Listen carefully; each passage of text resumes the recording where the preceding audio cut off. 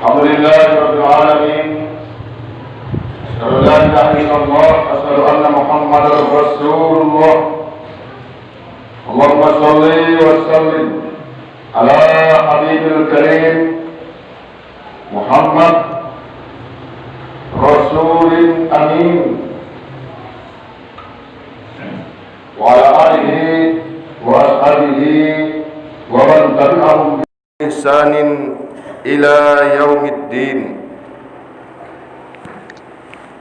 أشهد أن لا إله إلا الله وأشهد أن محمدا عبده ورسوله الذي لا نبي بعده.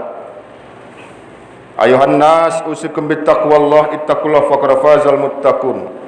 أعوذ بالله من الشيطان الرجيم. قل تعالوا إلى كلمة سواء وقال في آية أخرى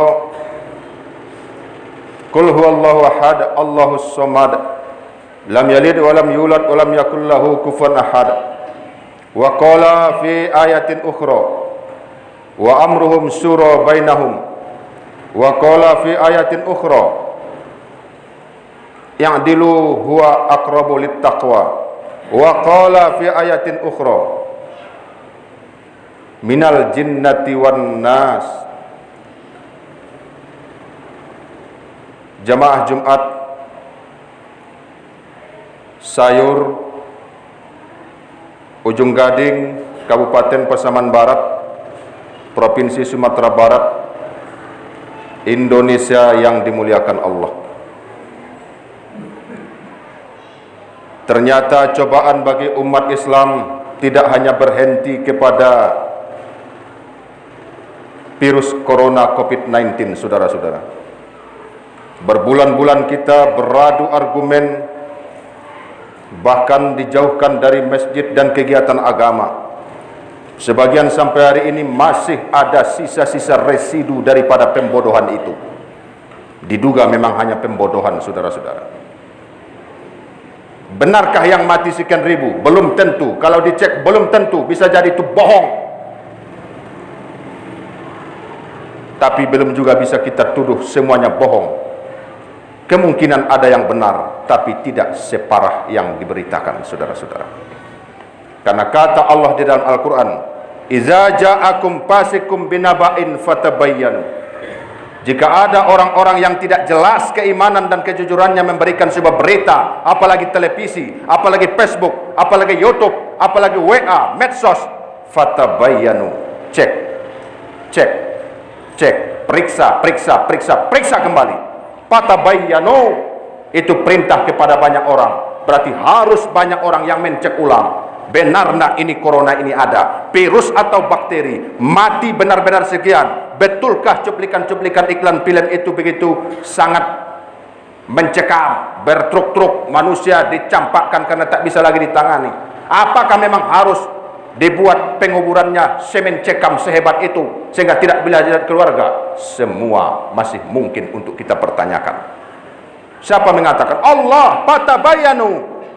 Jika ada yang datang kepadamu membawa berita, orangnya tidak Islam, orangnya tidak terkenal jujur, kenapa Anda percaya?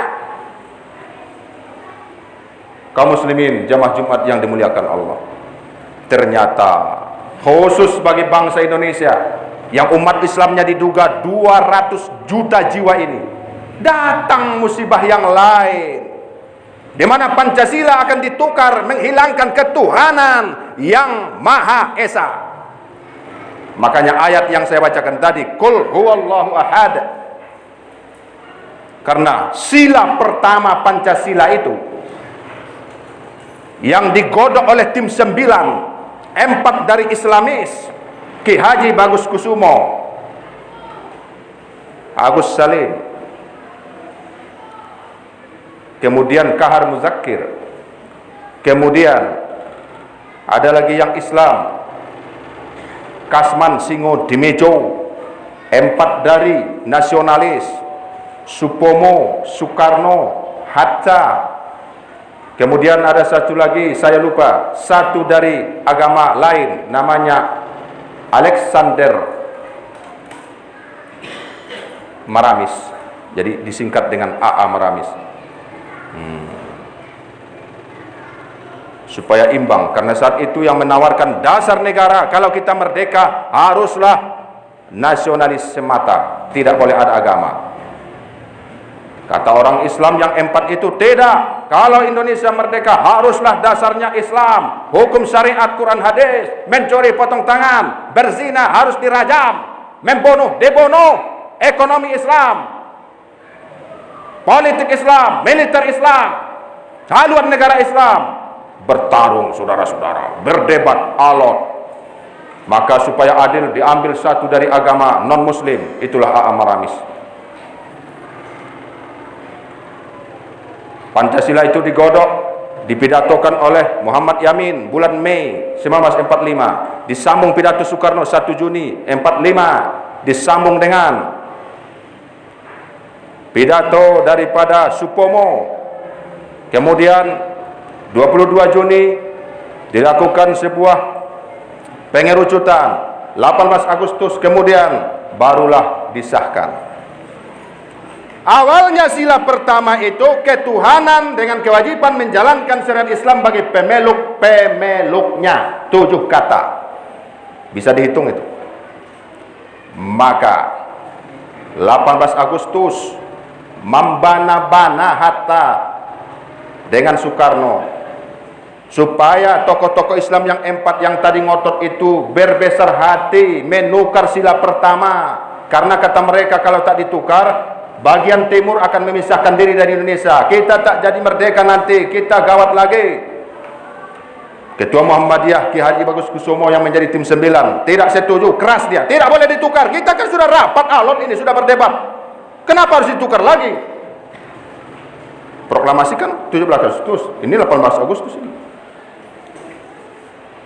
Mereka mendatangi Kasman Singodemejo, tolonglah bujuk Ki Bagi Agus, kalian kan sama ulama, bujuklah tolong, nanti satu saat kalau sudah tenang bisa kita tukar lagi, yang penting kita damai dulu, bersatu dulu, sepakat dulu. Dibujuklah oleh Kasman kepada Ki Bagus, saya baca sejarahnya.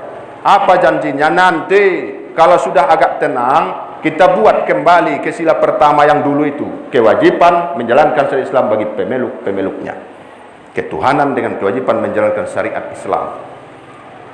Akhirnya menangis, berderai air mata, bercocoran air mata Ki Bagi Agus Kusumo Ketua Muhammadiyah mencoret daripada sila pertama yang telah diperdebatkan berpanjang-panjang lebar, bertegang-tegang urat leher saudara-saudara, dicoretnya. Yang lain ingin cuma ketuhanan, tidak ada sambung. Lalu dia tulis kembali ketuhanan yang Maha Esa.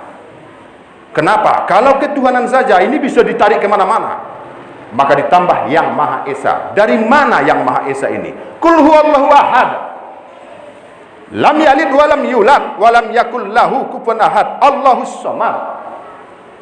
Jadi di mata tokoh yang empat itu, sila pertama itu adalah makna, tafsir, esensi, inti daripada Qul huwallahu ahad surah Al-Ikhlas. Tapi di tengah Covid Corona ini, mereka berkesempatan mengajukan rencana undang-undang baru. Rencana undang-undang baru. Entah itu licik, nak tahu kita. Pokoknya kenyataannya sudah diajukan. Apa yang terjadi saudara-saudara? 5 sila itu diperas. Kalau bahasa kitanya diporo menjadi 3 sila, trisila. Panca itu kan 5. 3 sila itu diporo lagi, diperas, diekstrak menjadi eka sila, 1 sila, gotong royong. Jadi inti Pancasila kata mereka gotong royong. Padahal urat tunggang inti Pancasila itu tonggaknya adalah ketuhanan. Jika mengaku Tuhan, barulah Indonesia ini makmur, gemah, repah, loh jenawi, baldatun thayyibat, warabun ghafur. Ini musibah saudara-saudara, lebih besar dari musibah corona, lebih besar dari musibah virus COVID-19. Kenapa? Karena jika ini terjadi menjadi undang-undang, maka umat Islam pelan-pelan bisa tersingkir dari semua aspek kehidupan berbangsa dan bernegara. Quran bisa dicampakkan, hadis bisa diinjak-injak. Ini permainan dari mereka-mereka yang memang dari dulu membenci Islam dan ulama. Mereka yang menuduh agama adalah candu narkoba. Sebagaimana candu merusak manusia, begitulah agama merusak manusia. Tuhan kata mereka telah mati, tidak perlu di Tuhan itu diakui. Tuhan hanya ada dalam otak kadrun, kadal gurun. Tahu siapa yang mengatakan kadal gurun kepada ulama ini dulu? PKI. Siapa ustadz, guru TPA, siapa orang Islam, siapa ulama, mereka hinakan dengan menyebut apa? Kadrun, kadal gurun. Maka sebutlah mereka Bani Tauqiyah.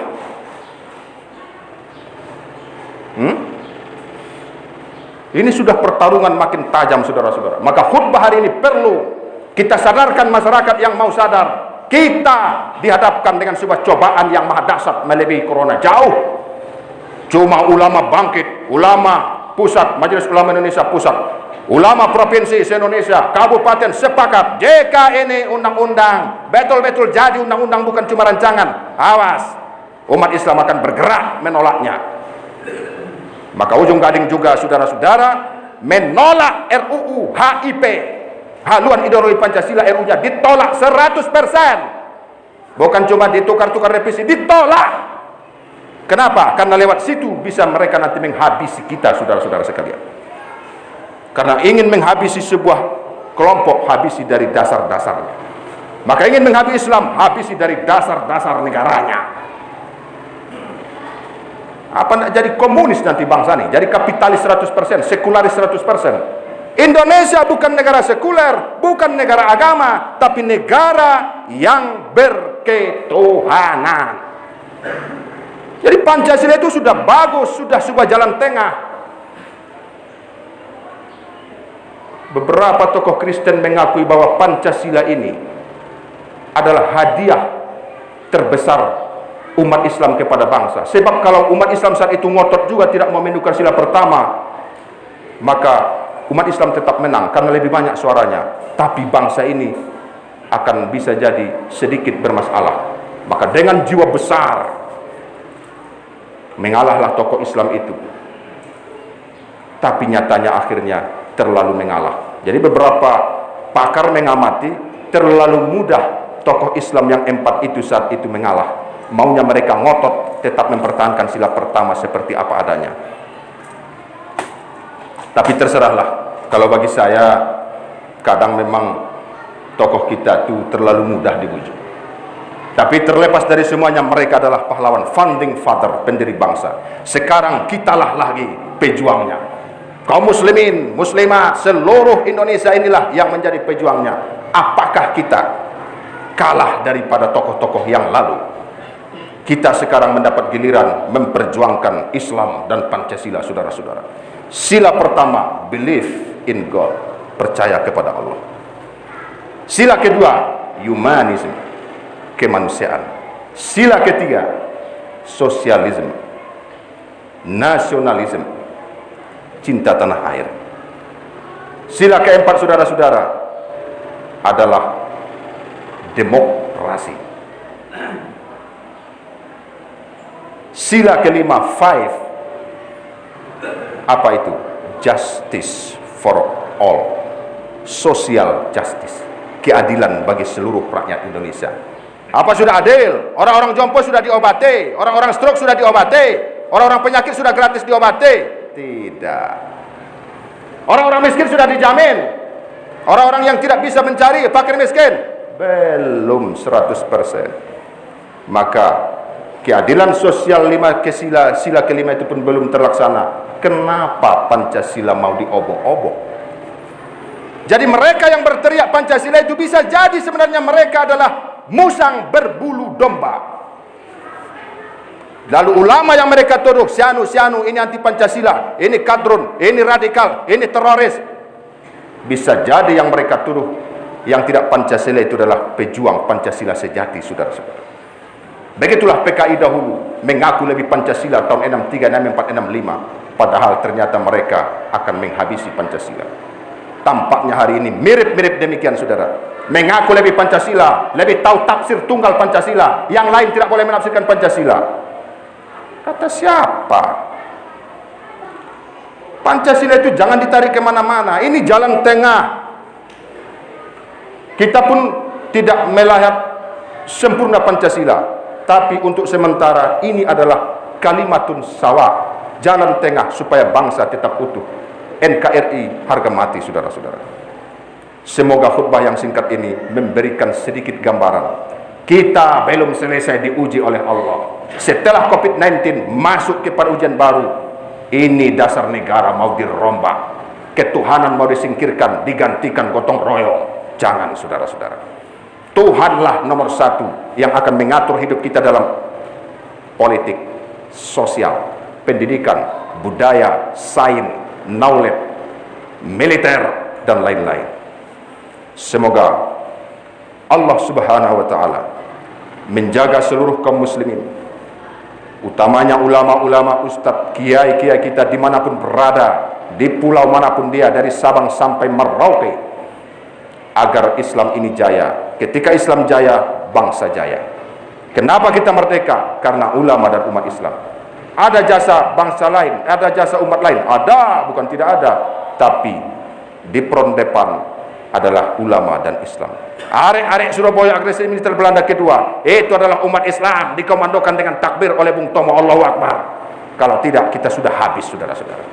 Tapi setelah merdeka tampaknya ulama dicampakkan, kecenderungannya tampaknya Islam disudutkan, Quran dipinggirkan, yang akan diambil hukum buatan manusia. Weleh. Manusia ini hanya makhluk, tidak bisa menandingi Allah.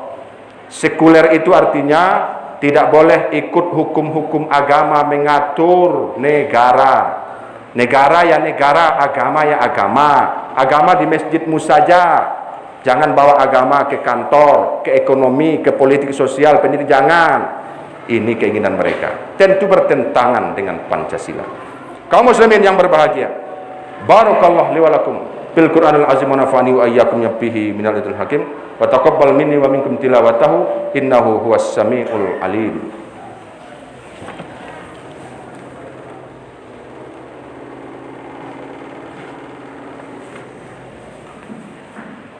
Alhamdulillahi rabbil alamin, asyhadu an la ilaha illallah, asyhadu anna muhammadar rasulullah.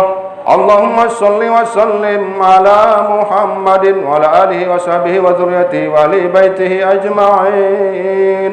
Ayuhan nas, usikum bittaqwallah. A'udzu billahi minasy syaithanir rajim. Qul lan yusibana illa ma kataballahu lana huwa maulana.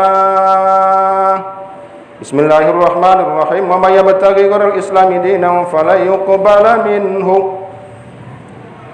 Allahumma fil muslimina wal muslimat wal mu'minina wal mu'minat bi rahmatika ya mujibas sailin.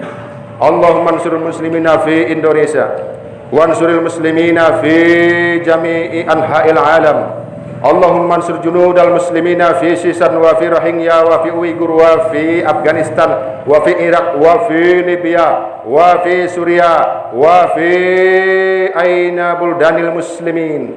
Allahumma ansurna alal qawmil mutaffifin wansurna alal qaumil kafirin wal munafikin wal khainin. Allahumma ansurna alal qaumil kadzibin. Rabbana atina fid dunya hasanah wa fil akhirati hasanah wa qina adzabannar. Ibadallah, innallaha ya'muru bil 'adli wal ihsani wa ita'i dzil qurba wa yanha 'anil fahsya'i wal munkari ya'izukum la'allakum tadhakkarun.